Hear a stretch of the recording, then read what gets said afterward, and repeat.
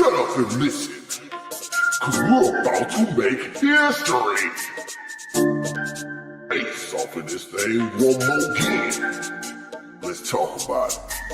Three-quarter production, let's talk about the world and its corruption. Let's talk about it, let's take it to the street, let's talk about it, let's talk about you and me, let's talk about it. Three-quarter production coming at you with it.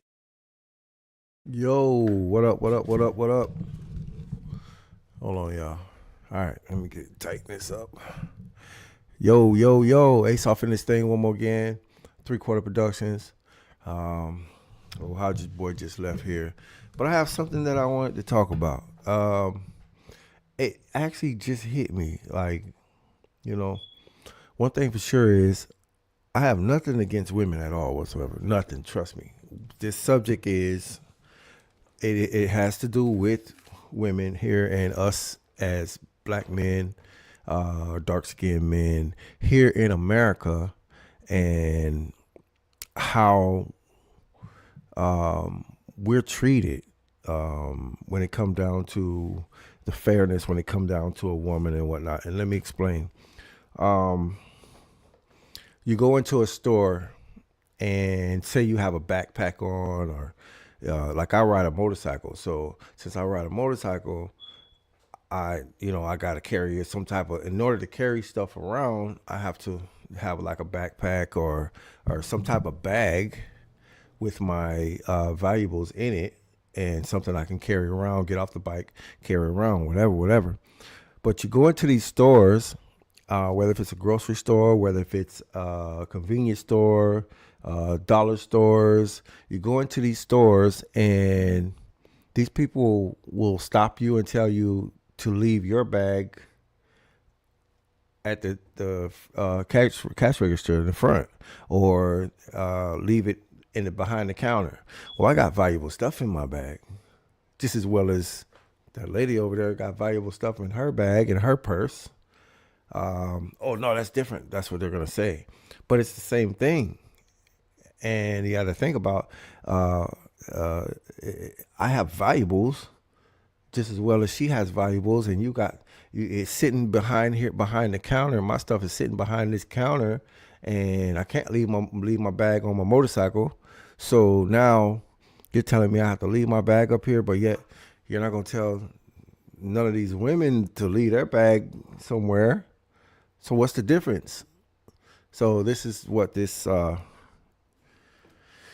is about. Some of the things that we go through, because like I just went through some stuff. I had a case that where I sat for 3 years, and I went through some stuff. But when it comes down to domestic violence, I went through some stuff with my ex, and bro, they just was holding me hostage for no reason. They knew that the charges wasn't real. It wasn't all what she was talking about. They knew that.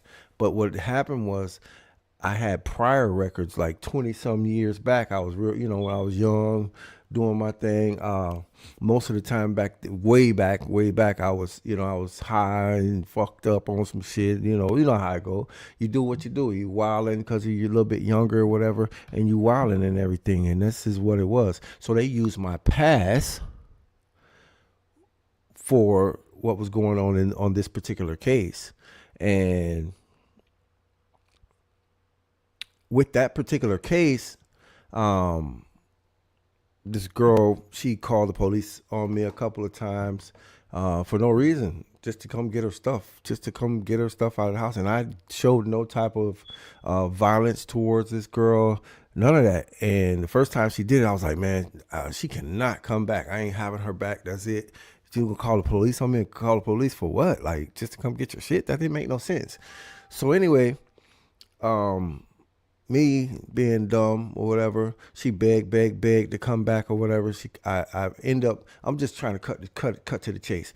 I end up letting her come back. She comes back. She does it again. She does this twice. So now I'm really fed up. Ain't no coming back. That's done.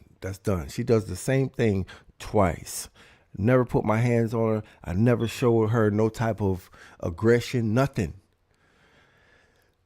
So she did know about my past, about my record, my past record. But that's like I said, it was like you're talking damn 20 years, 20 something years ago before this time. And so now she's steady trying to call. She calling me. She's begging me again to come back. No, this time I'm not having it. Anyway, she shows up at the house, at my house. She lives in Florida. I live in Atlanta, Georgia at this time.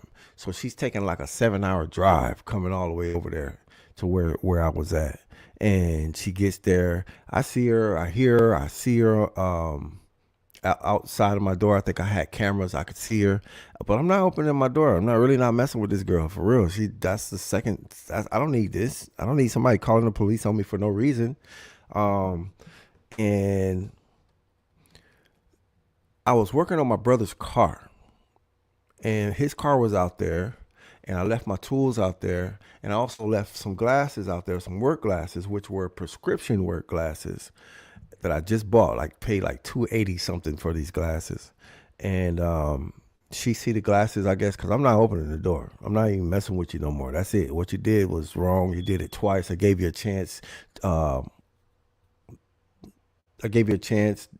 After the first time, and you messed it up, and that's done deal. Because really, you shouldn't be calling the police especially when I haven't did anything to you or showed no type of aggression to you. That's wrong. It's just wrong, and especially when you know what we go through here in America already, and you gonna call the police for what? For no reason. Anyway, so she takes the glasses. She took the glasses. Here go number 2. Remember the bag situation? I told you about that. Number 2. So now, since she took the glasses, went to the police on me twice. Okay. All right.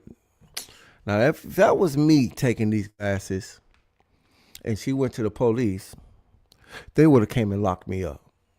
Definitely would have came and locked me up. No doubt. I would have had a warrant for my arrest. No doubt.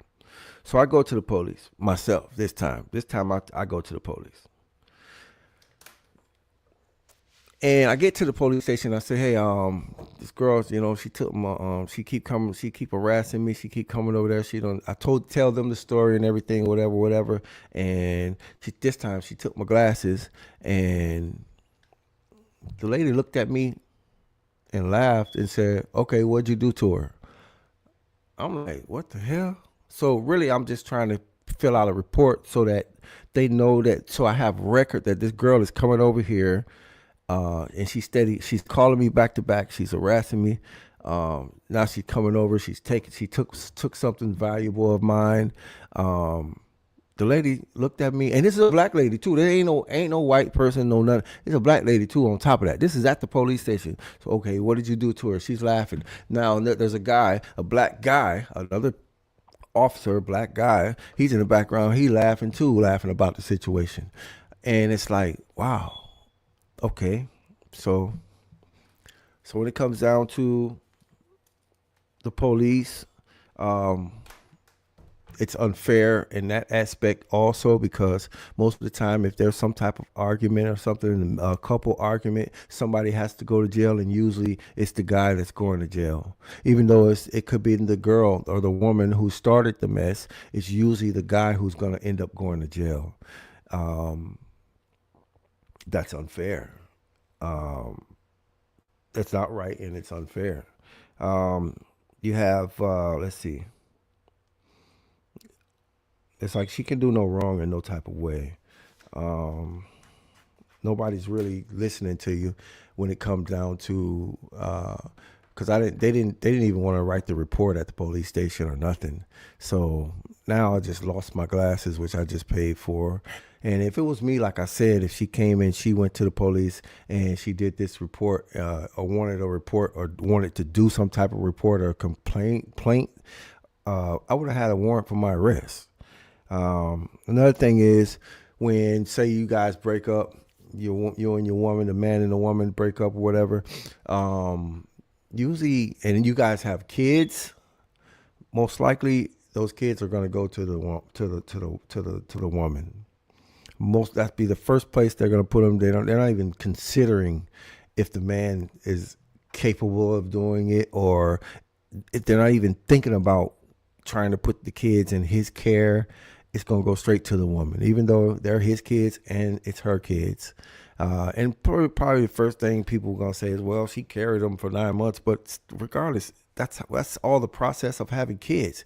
It's still both of your kids, regardless. And usually, they're going to give the kids to the woman. But I have this song.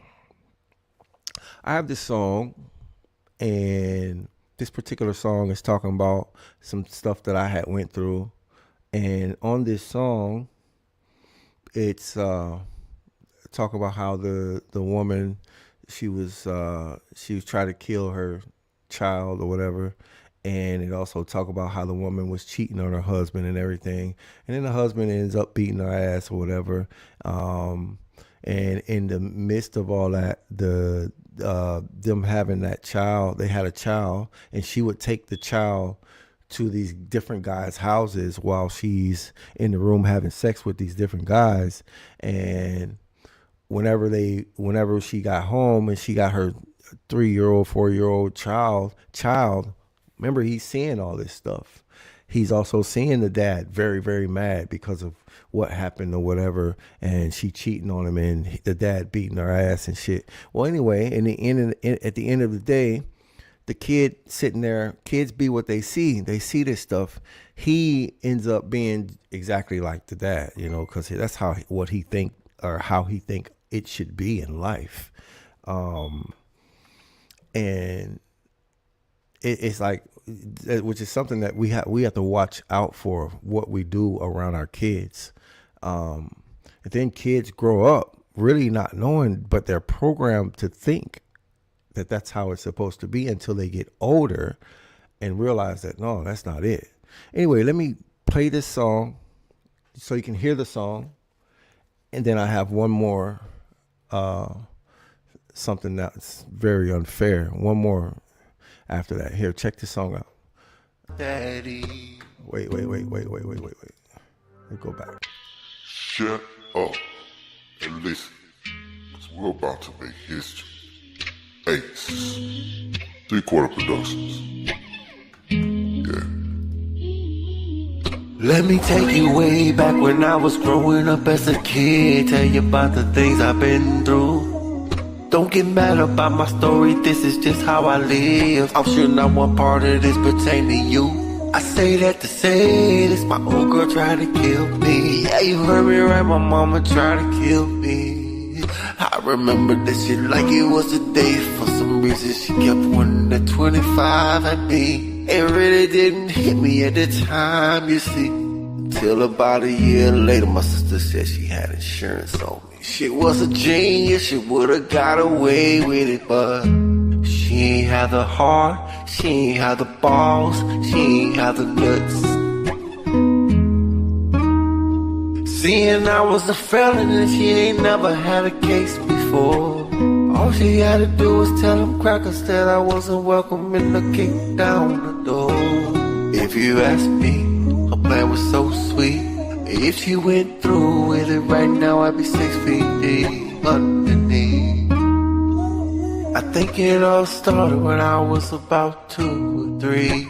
She gave me candy, sat me down, watched cartoons on TV. I was so young at that time, I really didn't understand. I never knew none of these guys. She's in a room with another random man. Most of y'all will never relate to the song. Just think about it, daddy whipped that ass when we got home. Just picture little me, I was only about 3, and kids will be exactly what they see. So when I got older, naturally, I thought that's how it was supposed to be. Now I see why she hated me. I turned out to be a replica of my daddy.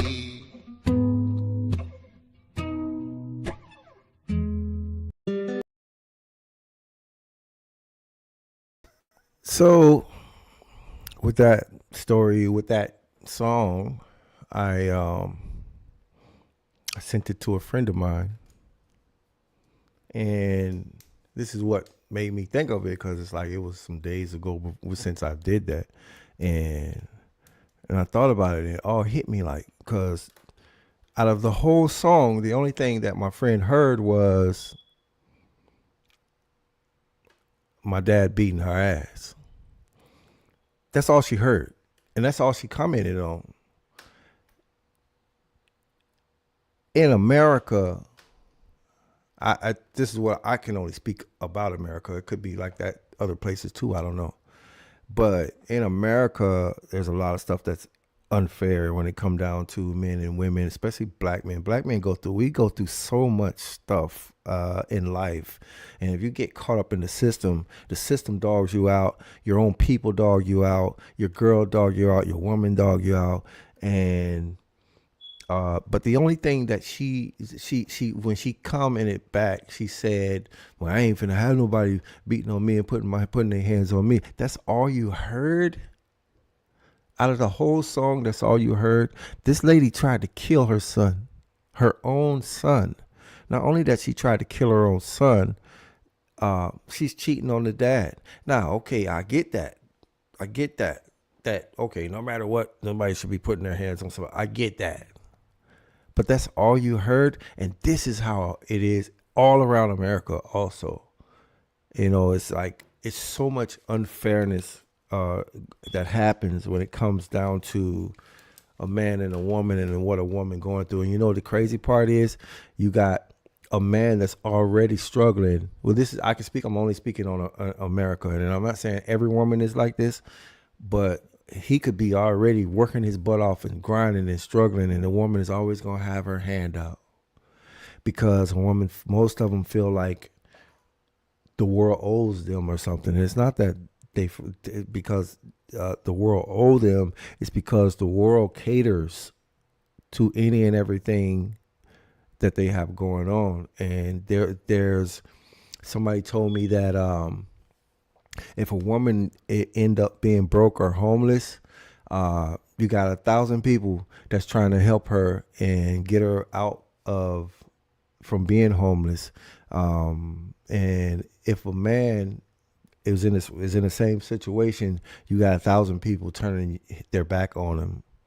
But anyway, this is Ace, and I'll just give you food for thought. And to the next situation that you might get in, let's try to be fair in life. You know, that's what it's about. It's about us being fair and treating other people like you want to be treated. It's Ace 3/4 Production, and I'm out. Shut up and listen, cause we're about to make history. Ace off of this thing one more again. Let's talk about it. 3/4 Production. Oh, let's talk about the world and its corruption. Let's talk about it. Let's take it to the street. Oh, let's talk about it. Let's talk about you and me. Let's talk about it. 3/4 Production coming at you with it.